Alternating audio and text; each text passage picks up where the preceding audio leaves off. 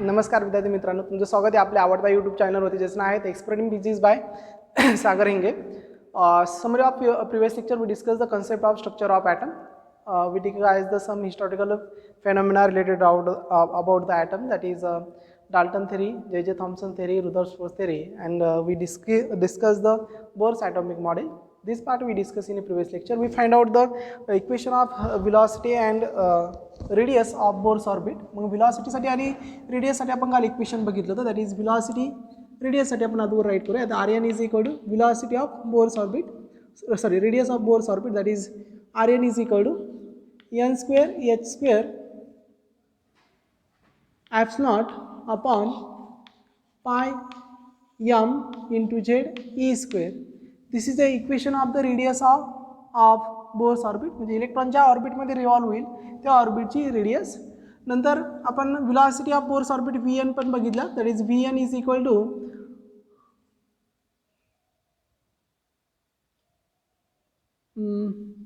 that is equation of velocity. 1 minute.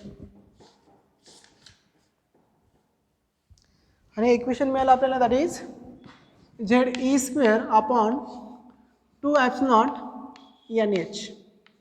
म्हणजे इक्वेशनवरून आपण पहिले इक्वेशनवरून असं म्हणू शकत होतो, that is radius of Bohr's orbit is directly proportional to the n square upon z. Okay, आणि हे इक्वेशन असं म्हणू शकतो, that is velocity of Bohr's orbit is directly proportional to the z upon n. So these are the equation of velocity of Bohr's orbit and equation of velocity in Bohr's orbit. याबद्दलची information आणि related problem आपण एक problem आहे त्याच्यावरती solve केला होता. आजच्या लेक्चरमध्ये आपण एनर्जी आणि energy level diagram of hydrogen atom हा पार्ट आपण डिस्कस करणार आहे. तर आजच्या लेक्चरमध्ये आपण डिस्कस करूया, that is the energy of electrons in Bohr's orbit. So आजचा पॉईंट आपला energy of electron, energy of electron. आता ज्यावेळेस इलेक्ट्रॉन बोर्स ऑर्बिटमध्ये न्यूक्लियस भोवती रिव्हॉल्व होणार आहे, ओके, तर रिव्हॉल्व होत असताना it poses the kinetic energy as well as potential energy. Okay, मग आता इलेक्ट्रॉन जर कायनेटिक एनर्जी पण असेल आणि पोटेन्शियल एनर्जी असेल तर त्याची टोटल एनर्जी काय येईल हे आपल्याला या पार्टमध्ये डिस्कस करायचं आहे. So firstly we find out the kinetic energy of electron, kinetic energy of electron revolving around the nucleus, kinetic energy. मग कायनेटिक एनर्जी बघील बघा, that is kinetic energy E K is equal to, आपला formula आहे 1/2 mvn square. So Vn ची value तुम्हाला ऑलरेडीच known आहे, Vn, put this value, so 1/2 m into Vn, that is z square e raise to 4 upon 4 epsilon square n square h square. This is the kinetic energy. We simply say that is E is equal to z square e raised to 4 into m upon 8 epsilon square. Kinetic energy is equal to n square into h square. This is the equation of kinetic energy in Bohr's orbit. Bohr's orbit मध्ये मग kinetic energy चा equation. आता आपल्याला potential energy find out करायची. मग आता ज्यावेळेस electron just माझ्या सेंटरला न्यूक्लियस आहे, इलेक्ट्रॉन सर्क्युलर ऑर्बिटमध्ये न्यूक्लियस मध्ये रिव्हॉल्व होते. ओके,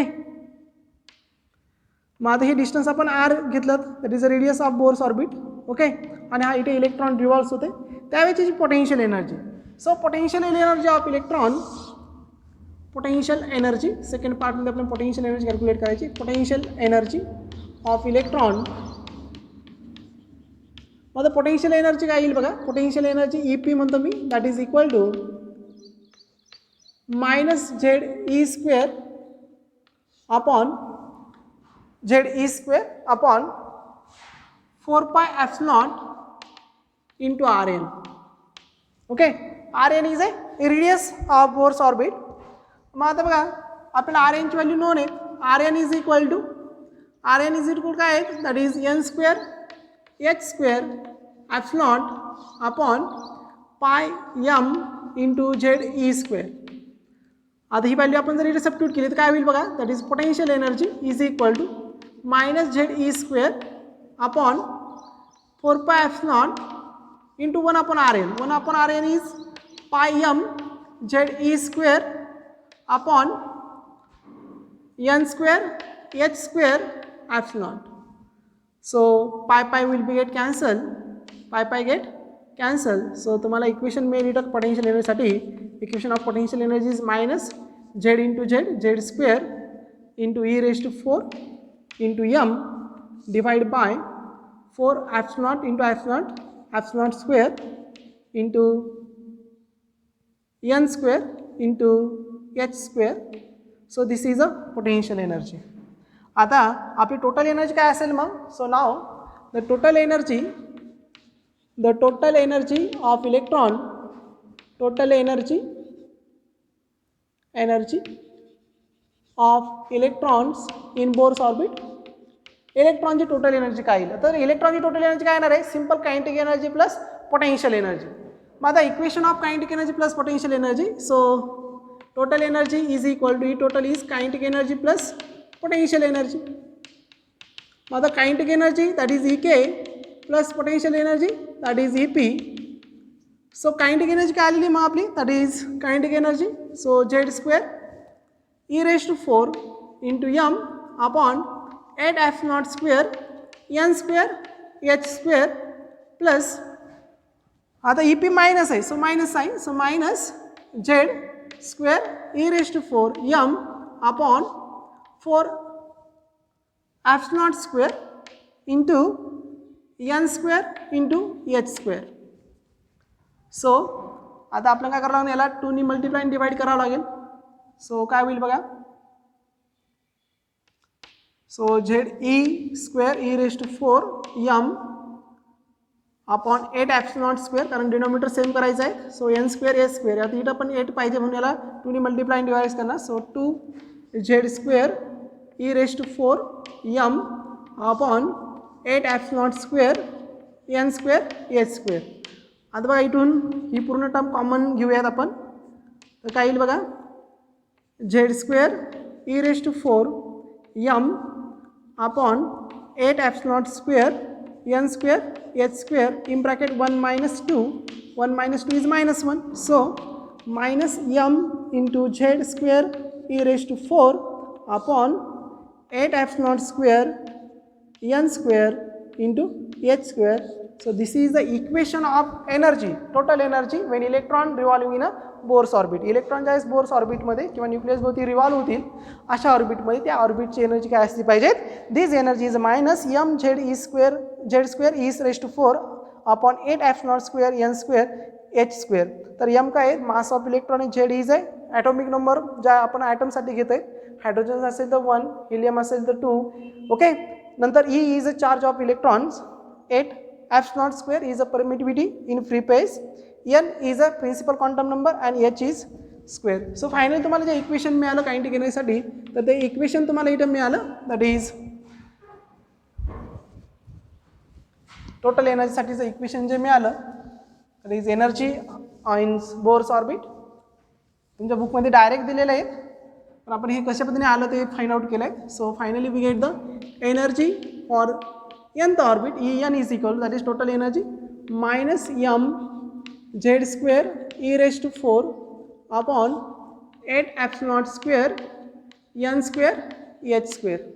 आता बघा याच्यामध्ये आपण जर कॉन्स्टंट जर घेतले तर इक्वेशन असं राईट करता येईल आपल्याला. En is equal to minus m e raise to 4 upon 8 epsilon square n square h square in bracket z square upon n square.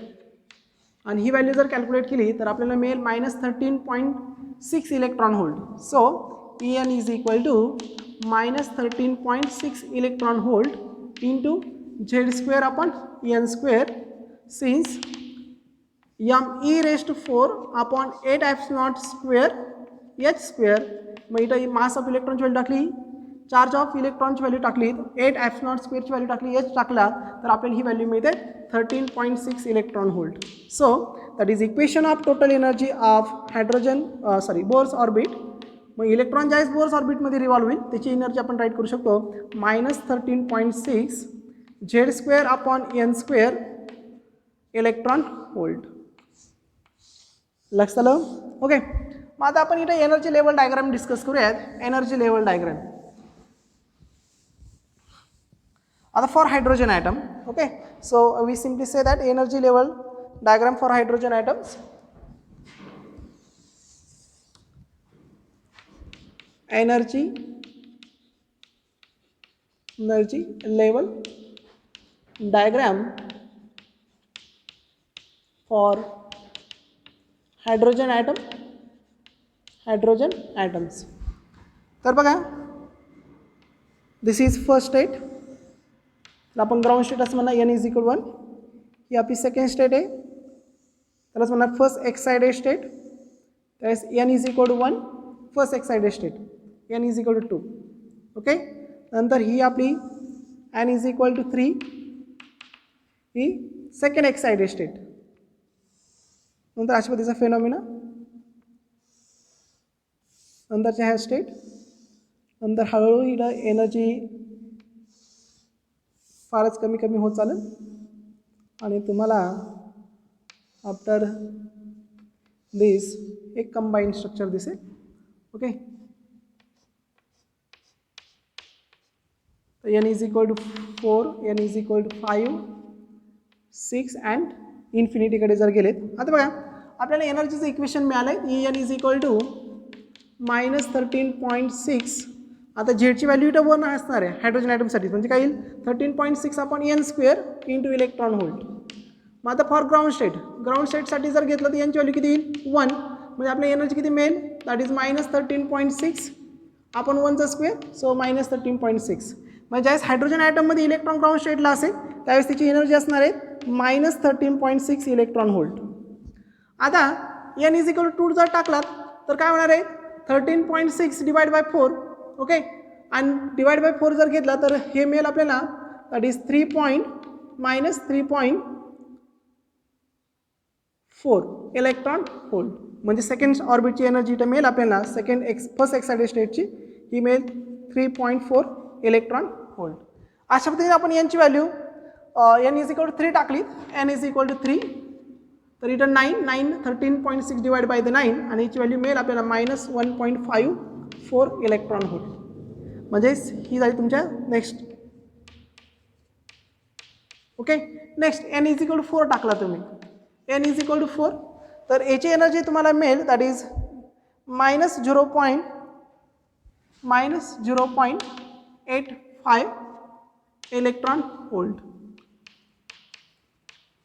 And so on. म्हणजे हळूहळू तुम्हाला इथे जी एनर्जी आहे त्यावेळेस तुमचा n इन्फिनिटी राहील, n infinite 1 upon infinity will be 0, म्हणजे इथे एनर्जी किती मिळेल तुम्हाला 0. This is the energy diagram of hydrogen atoms. म्हणजे बघा इथं n इज इक्वल टू 1 याला म्हणायचं ground state, n is equal to 2 याला म्हणायचं first excited state, n is equal to 3 second excited state and so on, आणि corresponding energy. And formula for the hydrogen atom that is -13.6 upon n² into electron volt. Okay. हा कसला formula आहे, that is a energy formula.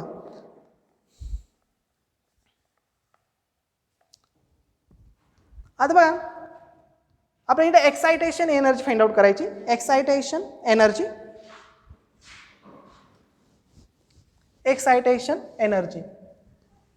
आता excitation energy काय आहे ते समजून घ्या. Excitation energy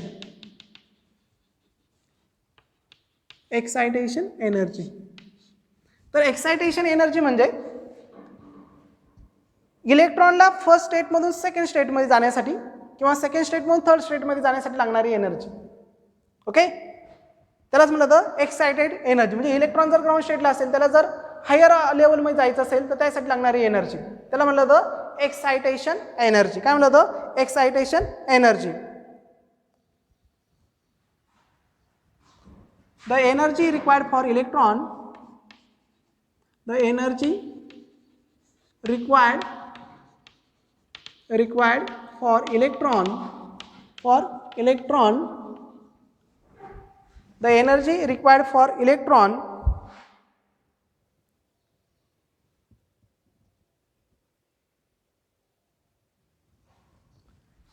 required for electron to jump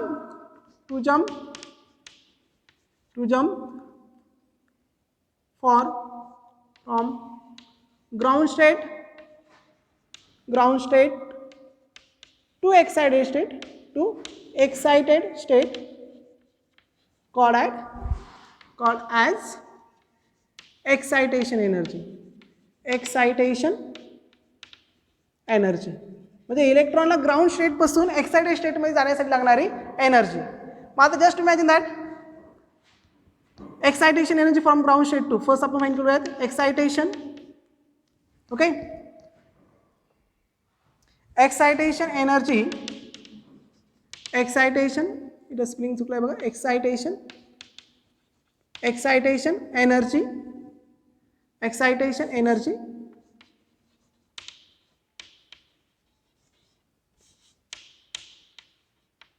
energy for ground state to first excited state. First excited state. मग एनर्जी काय येईल, that is this energy delta E is equal to higher energy minus lower energy, so E2 minus E1. So E2 that is E2 किती तुमचा मग -3.4 electron volt minus -13.6 electron volt. मग आता 13 minus minus काय होईल, तो प्लस होईल. So 13.6 minus 3.4, so 6 minus 4 is 2 and 13 minus 3 is 10, so 10.2 electron volt. This is the excitation energy for electron for excited from ground state to the first excited state. Ground स्टेटमधून जर इलेक्ट्रॉनला first excitation स्टेटमध्ये जायचं असेल तर लागणाऱ्या एनर्जीला म्हटलं जातं एक्साइटेशन एनर्जी. काय म्हटलं जातं, एक्साइटेशन एनर्जी. आणि ही एनर्जी किती मिळेल तुम्हाला, 10.2 इलेक्ट्रॉन व्होल्ट. किती मिळेल, 10.2 electron volt. So this is the phenomena about the excitation of energy. Clears, excitation energy समजलं तुम्हाला. तर ह्या पार्टमध्ये आपण काय डिस्कस केलं, that is the energy of electron. इलेक्ट्रॉनला लागणारी एनर्जी कुठं, ग्राउंड स्टेटमधून एक्साइटेड स्टेटमध्ये जायला. नंतर equation of energy for hydrogen atom, En is equal -13.6 upon n² into electron volt. Okay, so this part we discuss is here. आता पुढच्या पॉईंटकडे जाऊयात आपण.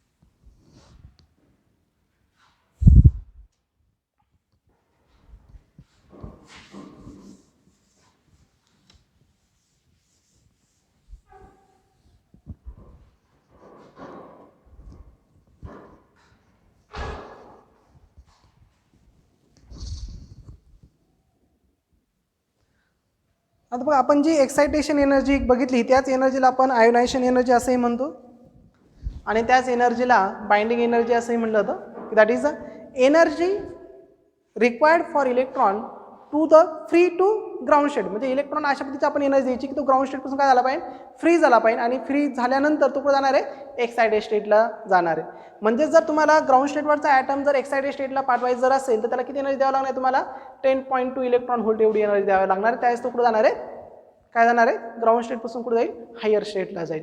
त्याच एनर्जीला आयोनायझेशन एनर्जी किंवा बाइंडिंग एनर्जी असंही म्हटलं जातं. आता पुढच्या कॉन्सेप्टमध्ये आपल्याला डिस्कस करायचं आहे, that is a transition of electron. Transition of electron,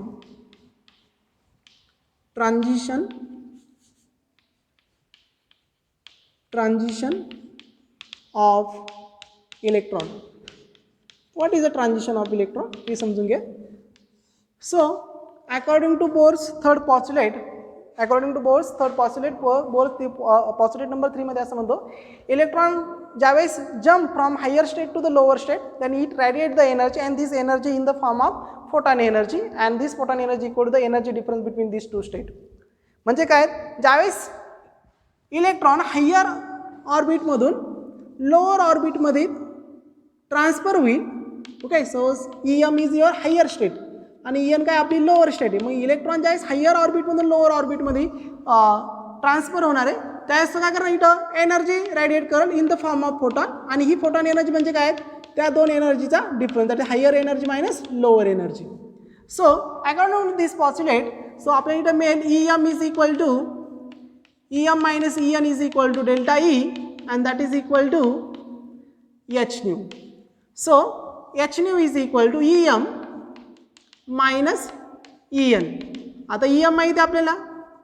so EM काय येईल मायनस 13.6 अपॉन M स्क्वेअर. यांच्या ऐवजी काय आता M square minus 13.6 upon N square किंवा तुम्ही असेही राईट करू शकतात दॅट इज इक्वल टू आता EM तुम्हाला माहिती आहे EM साठी इक्वेशन जर घेतलं तर काय एनर्जीचं इक्वेशन मग एनर्जीचं इक्वेशन तुम्हाला नोनच आहे. What is the equation of energy that is equation of energy आपण आताच बघितलं that is M into Z square E raise to 4 upon 8 epsilon square. आता N च्या ऐवजी आता हा M काय आहे मास आहे इथं M काय आहे number of state M state higher state M square into H square minus इथं काय होईल M into Z square into E raise to 4 upon 8 epsilon square N square H square. आता इथून काय कॉमन घेणार आपण परत M Z square E raise to 4 upon 8 epsilon square. Okay आता इथं बघा हे मायनस साईनमध्ये येईल minus so this is minus minus plus कारण एनर्जीला ऑलरेडी मायनस साईन आहे so minus minus plus. So हे आपण असं घेऊ शकणार 8 epsilon square H square in bracket आता हा अगोदर येईल so 1 upon N square minus 1 upon M square. Okay लक्षात आलं का हा मायनस मायनस काय झाला पॉझिटिव्ह आणि हा मायनस. सो एनर्जीचं इक्वेशन आपलं EN इज इक्वल आठवत आहे तुम्हाला आत्ताच झालं आपलं काय M Z square E raise to 4 upon with negative sign 8 epsilon square N square H square त्याला आपण म्हणलो that is 13.6 minus sign Z square upon N square. Okay आता नेक्स्ट आपण ही झाली H न्यू. आपल्याला समजा न्यू जर फाइंड आउट करायचा फ्रिक्वेन्सी ऑफ रेडिएशन म्हणजे एनर्जी रेडिएट केली त्या एनर्जीची फ्रिक्वेन्सी ऑफ एनर्जी किंवा रेडिएशन असं म्हणलं तर न्यू इज इक्वल हा याची इकडे जाईल. So M Z square E raise to 4 upon 8 epsilon square into H cube हा H इकडे आला H क्यूब झाला in bracket N square minus 1 upon M square. आता बघा nu is equal to C upon lambda नाव wavelength. So नाव wavelength काय येईल बघा so nu is equal to C upon lambda. So C upon lambda is equal to त्याला आपण wave number nu bar असंही म्हणतो C upon lambda is equal to 1 upon lambda. So at it is nu is equal to C upon lambda M Z square E raise to 4 upon 8 epsilon square H cube in bracket 1 upon N square minus 1 upon M square. तर बघा पुढे हेच right केलं आपण हा C इकडे पाठवला. So काय येईल मग 1 upon lambda is equal to M Z square E raise to 4 upon 8 epsilon square CH cube C इथं राहून गेला. ओके बरोबर आपण हा C इकडे टाकला CH cube in bracket 1 upon N square minus 1 upon M square. तर हा जो फॅक्टर आहे that is 1 upon lambda is equal to R into Z square in bracket 1 upon N square minus 1 upon M square. Since आता हा R जो आहे त्याला म्हणायचं Rydberg constant and this value of this R is equal to M E raised to 4 upon 8 epsilon square C H cube आणि यालाच म्हणलं होतं रेडबर्ग कॉन्स्टंट. काय म्हणलं होतं रेडबर्ग कॉन्स्टंट. ओके आणि याची व्हॅल्यू असते 1.097 into 10⁻⁷ per meter. Okay so 1.097 into 10⁻⁷ per meter. This is the value of Rydberg constant. It is Rydberg constant. Okay, so equation of reciprocal of wavelength, so 1 upon wavelength is equal to मला मिळाल finally, so r into z square in bracket 1 upon m square, sorry n square minus m square. Okay, so 1 upon lambda यालाच म्हणलं तर wave number, reciprocal of wavelength is called as wave number. Wave number nu bar is equal to r z square in bracket 1 upon n square minus 1 upon m square. Okay, so for hydrogen atom मग z ची value किती येईल 1. What is value of z 1.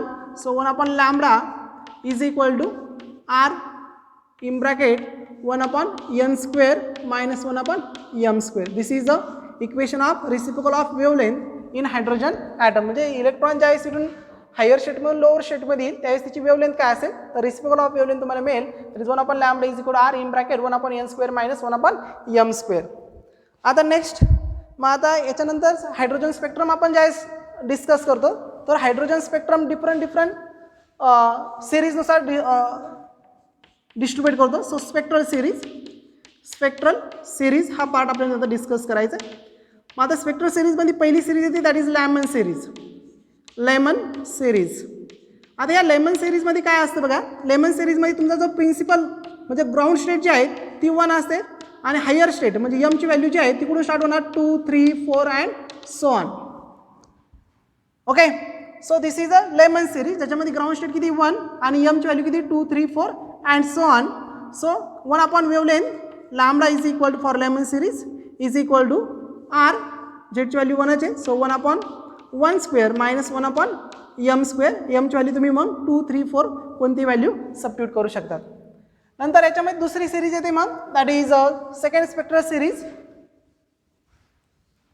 Second त्याला आपण Balmer series असं म्हणतो. काय म्हणतो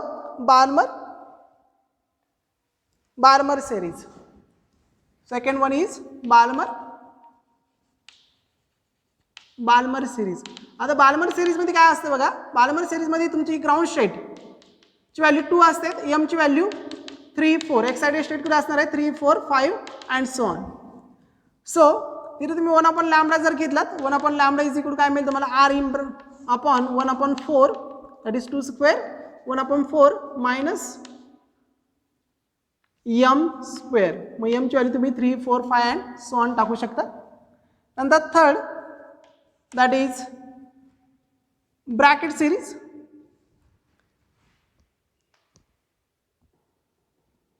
Sorry, third is passion series. Passion series. Paschen सिरीजची स्टार्टिंग जी आहे ती n इज इक्वल टू 3 पासून m ची व्हॅल्यू जी आहे म्हणजे ग्राउंड स्टेट 3, m ची व्हॅल्यू किती 4, 5 and so on 4, 5, 6 and so on. तर मग इथं 1 upon lambda तुम्हाला मिळेल that is r in bracket 1 upon 3 चा square that is 9 minus 1 upon m square. मग m ची व्हॅल्यू तुम्ही 4 म्हणून टाकू शकता. फोर्थ सिरीज इथं that is a bracket series याची ग्राउंड स्टेटची व्हॅल्यू आहे n इज इक्वल टू 4 आणि m ची व्हॅल्यू आहे 5, 6, 7 अँड सो ऑन. त्याच्यानंतर पुढची सिरीज आहे that is last series fund series म्हणतो आपण त्याला that is fund series.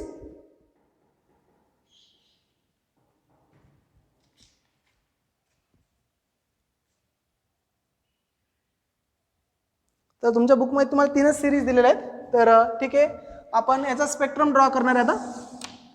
Spectrum तर बघा परत ग्राउंड स्टेट n ची व्हॅल्यू 1.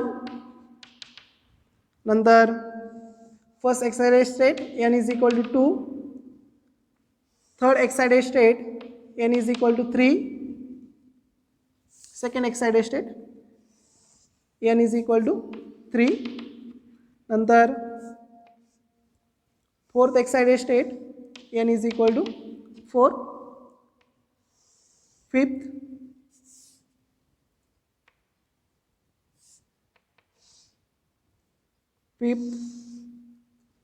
सिक्स. नंतर पुढं कंटिन्युअस मेल स्पेक्ट्रा मिळेल आपल्याला okay, that is closest energy nearly equal to 0. आता पहिली लायमन सिरीज स्टार्टिंग फ्रॉम 0 म्हणजेच ग्राउंड स्टेट ट्रान्झिशन कुठं होणार आहे, higher state to ground state, याला म्हणायचं लायमन सिरीज. यांची व्हॅल्यू किती इथं 1. Okay, Lyman series.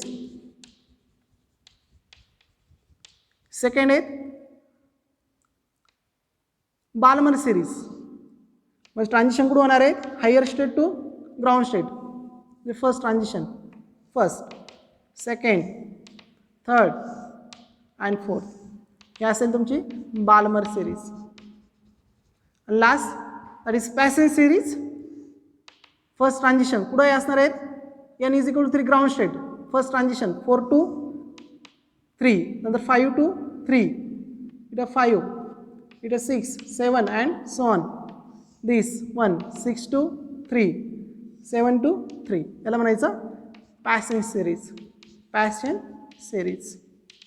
तर अशा पद्धतीच्या सिरीज स्पेक्ट्रम डायग्राम तुम्हाला मिळेल. पण याच्यामध्ये तुमच्या लक्षात राहिलं पाहिजे की स्पेक्ट्रल लाईनमध्ये लायमन सिरीज ग्राउंड स्टेट म्हणजे त्याची ट्रान्झिशन, ग्राउंड स्टेट ट्रान्झिशन म्हणजे तिची लोएस्ट व्हॅल्यू किती आहेत, n इज इक्वल टू 1. दुसरी बाल्मर सिरीज, तिची लोएस्ट व्हॅल्यू किती आहेत 2. नंतर पॅसेंज सिरीज, तिची व्हॅल्यू किती, n is equal to 3. Brackett series, lowest value किती 4. पुढं फंड सिरीज आहे, तिची व्हॅल्यू किती आहे, n इज इक्वल टू 5. तर अशा पद्धतीच्या तुमच्याकडं 5 सिरीज आहे, लायमन, बाल्मर, पॅशन, ब्रॅकेट आणि fund series. Okay, so this is a spectra related about that. तर त्याशी रिलेटेड असणारा स्पेक्ट्रा.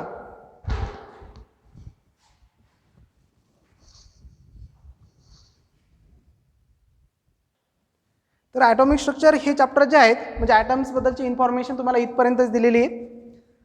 ओके, म्हणजे ॲटममध्ये तुम्हाला काय काय करायचं आहे, तर ॲटॉमिक स्ट्रक्चरमध्ये बोर्स थिअरी तुम्हाला इम्पॉर्टन्स आहे. बोर्स थिअरीमध्ये equation of radii, equation of velocity जे आपण कालच्या लेक्चरमध्ये डिस्कस केलं होता, त्या पार्टीत तुम्हाला डेरिव्हेशन किंवा प्रॉब्लेम विचारला जाऊ शकतो. आजमध्ये आपण एनर्जीचं फाइंड आउट केली, energy of Bohr's orbit, that is En is equal to -me⁴ z² upon 8 ε² n² h².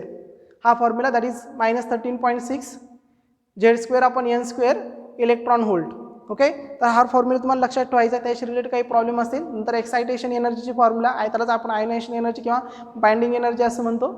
नंतर पुढं ट्रान्झिशन, इलेक्ट्रॉनचं ट्रान्झिशन, त्याच्यामध्ये आपण वेव्हलेंथ 1/λ कशा पद्धतीने फाइंड आउट केला, वेव्ह नंबर. ओके, नंतर फ्रिक्वेन्सी न्यू बार. तर यासाठीचे इक्वेशन तुम्हाला माहीत असणं गरजेचं राहते का त्याच्यावरती तुम्हाला फ्रिक्वेन्सी कॅल्क्युलेट करा, वेव्ह नंबर कॅल्क्युलेट करा किंवा वेव्हलेंथ कॅल्क्युलेट करा, अशा टाईपचे काय असणार आहेत प्रॉब्लेम विचारले जातील. आता ह्या चॅप्टरमध्ये पुढं न्यूक्लिअर फिजिक्स दिलेलं आहे. न्यूक्लिअर फिजिक्स, आता न्यूक्लिअर फिजिक्समध्ये तुम्हाला एकच कॉन्सेप्ट टाकला आहे, that is a law of radioactive decay. Law of radioactive decay काय कॉन्सेप्ट तो आपण इथं समजून घेऊया.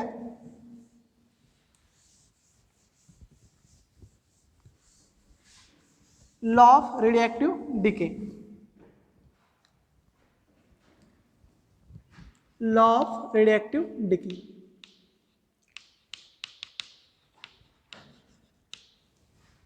रेडिएक्टिव्ह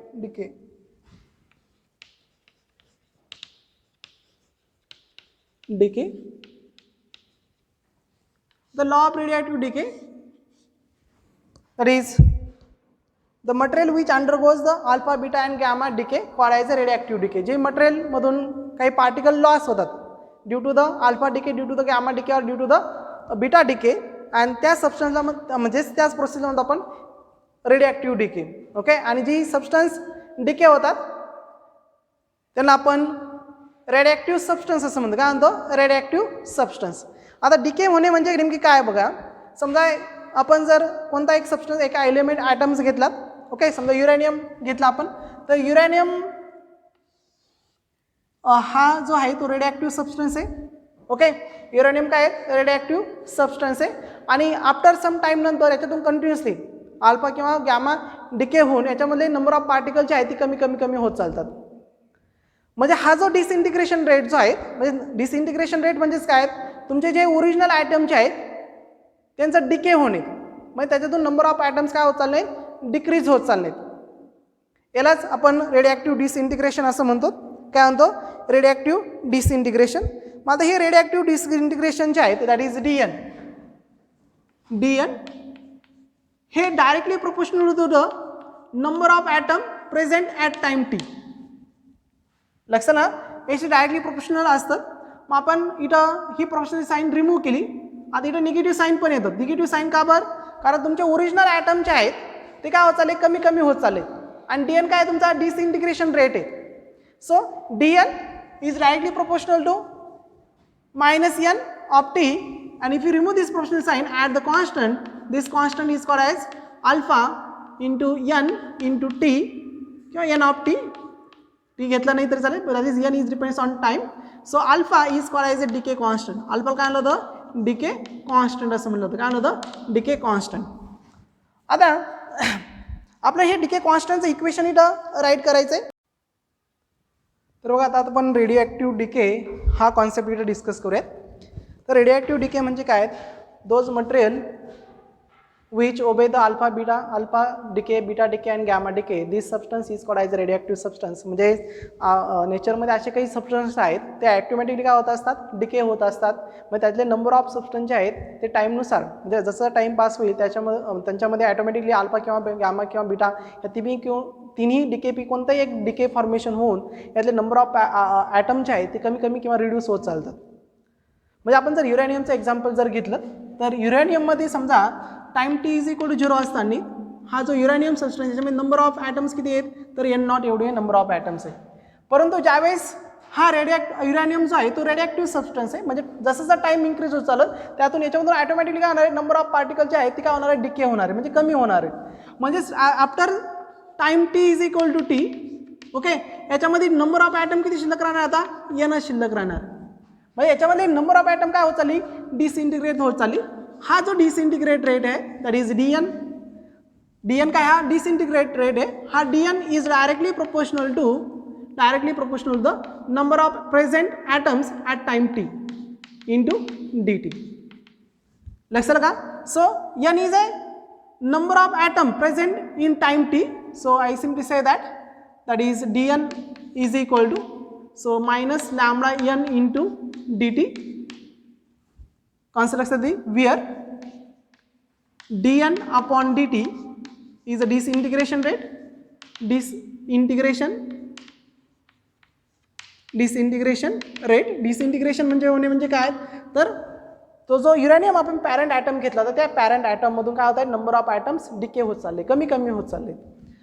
नंतर इथं n काय आहे, तर n is the number of atom present at time t is equal to t, at time t म्हणा, and n not is the initial number of item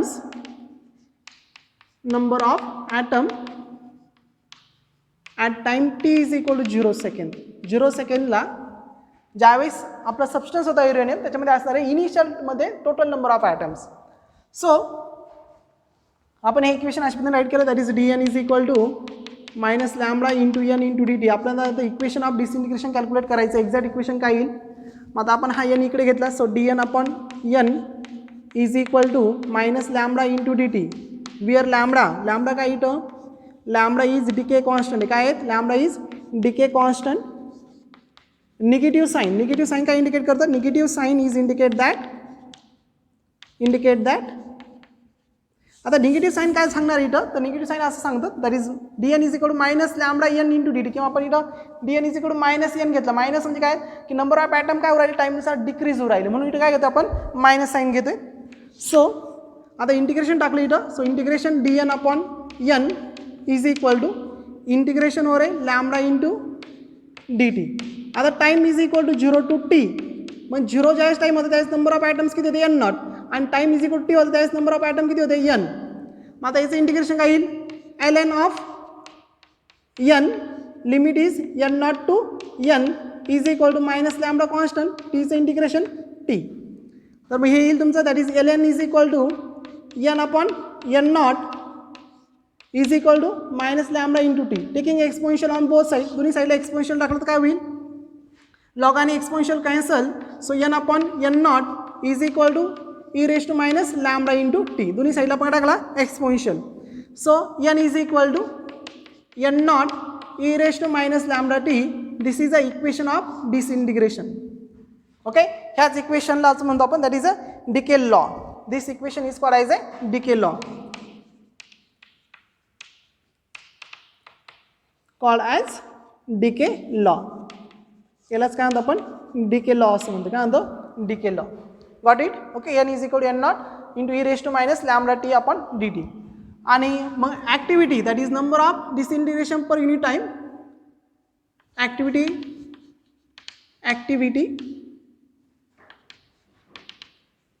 disintegration per unit time, disintegration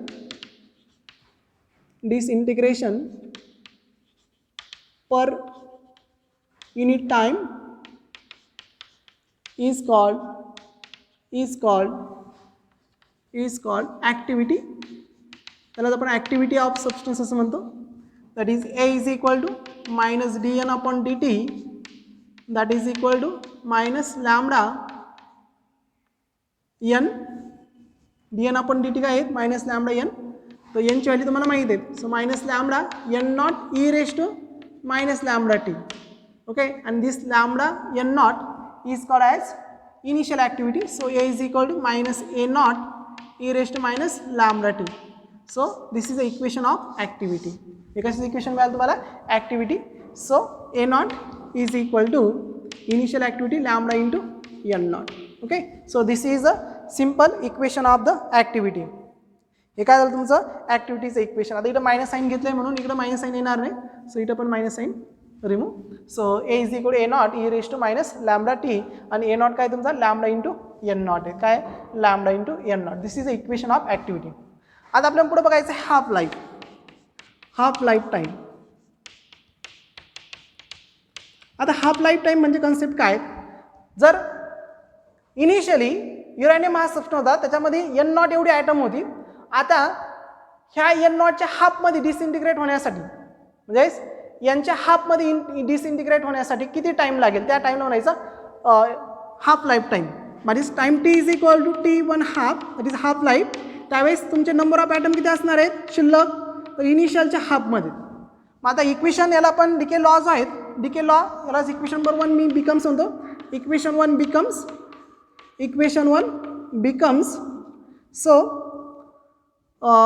n is equal to n naught e raised to minus lambda t. मग आपल्याला हा half life find करायचा आहे. So put this value. So n is equal to n naught divided by 2 is equal to n naught e raised to minus lambda into t1 half. क्लिअर्स. मग आपल्याला half life find करायचं आहे. काय find करायचं आहे half life. तर काय येईल बघा मग half लाईफसाठी. So n naught get cancel. So 1 upon 2 is equal to minus e raised to lambda t1 half. लक्षात लगा 1 half is equal to e raised to minus 1 half. एक मिनट इथं मायनस साईन नाही घ्यायला पाहिजे. रॉंग आहे this one. Minus sign नाही. Okay. So अशा पद्धतीचं इक्वेशन मिळालं आपल्याला. N not get cancel. So 1 half is equal to E raise to minus. याचा रेसिप्रोकल घेतला आपण. इथं मायनस आहे. सो रेसिप्रोकल घेतल्यानंतर काय होईल हा मायनस निघून जाईल. म्हणजे ई रेस टू काय येईल lambda into t raise to 1 half. हा दोन्हीकडे एल एन सबस्टिट्यूट केला. So l N 2 is equal to l N of e raise to lambda into t1 half. आता पॉवर पुढे येते लॉकच्या रेलनुसार. So l N 2 is equal काय येईल lambda into t1 half into l N of e. आणि l N of ईची value असते 1. सो इथं तुम्हाला मिळालं that is L N 2 is equal to lambda into t1 half. मग आपल्याला काय फाइंड करायचं होता that is half life. So half life तुम्हाला मिळेल इथे equation of half life. So half life L N 2 is equal to lambda into t1 half. So half life is equal to t1 half is equal to ln 2 upon 2. आता lambda. मग आता ln 2 जर घेतला आपण ln 2 याची value जी आहेत ती आहेत 0.693. सो असं राईट करू शकतो आपण 0.693 upon lambda. So this is a relation between half life and decay constant. So 0.693 upon lambda. पुढे ॲव्हरेज लाईफ टाईम आहे. ॲव्हरेज लाईफ टाईम आणि तो आपण दाखवतोय इथं टोनी. कशाने दाखवतोय tau. And this tau is equal to this average half life time is equal to 1 upon lambda 1 upon lambda. आता लॅम्बडासाठीचं आपण इक्वेशन राईट करू शकतो, दॅट इज इट आपण लॅम्बडासाठी इक्वेशन जर राईट केलं तर लॅम्बडा काय मिळेल तुम्हाला 0.693 upon T1/2. So if you sub this value, this is equal to T1/2 divided by the 0.693. So this is again relation between half lifetime and average lifetime. So that is T1/2 upon 0.693, that is T half life is equal to 0.693 into average lifetime.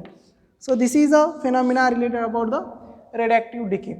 तर इथपर्यंतच तुम्हाला जो आहे तुमच्या सिलेबसमध्ये structure of atoms आणि nuclear, तर मी जेवढी part घेतलीत ती सगळी पार्ट तुम्हाला इम्पॉर्टन्स आहे, याच्यावरती तुम्हाला क्वेश्चन असतील, न्यूमेरिकल्स असतील. तर काही न्यूमेरिकल्समध्ये डाऊट असेल तुम्हाला तर ती न्यूमेरिकल्स मला व्हॉट्सअपला सेंड करा आपल्या ग्रुपवरती. तर इथं आपलं आज लेक्चर आपण थांबवतो आहे.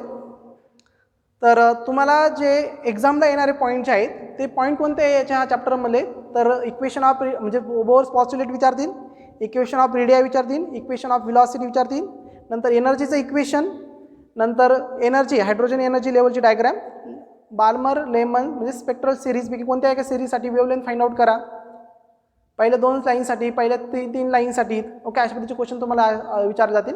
आणि नंतर derive the expression for the radioactive decay or decay law.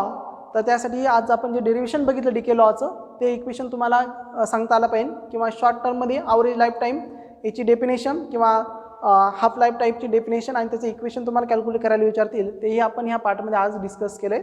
तर हे सगळे इम्पॉर्टन्स पॉईंट याच्यावरतीच तुम्हाला क्वेश्चन असणार आहेत. आता याच्याशी रिलेटेड असणारे प्रॉब्लेम जे आहेत ते तुम्ही मला व्हॉट्सअपला सेंड केले तरी चालेल, मी तुम्हाला त्याची सोल्युशन पाठवेल. आजचं लेक्चर आपण इथंच थांबवते. आता पुढचा जो चॅप्टर जो आहे सेमी कंडक्टर तो आपण उद्याच्या लेक्चरपासून एक्सप्लेन करूयात. तर थँक्यू, आपण इथंच आजचं लेक्चर थांबवतोय.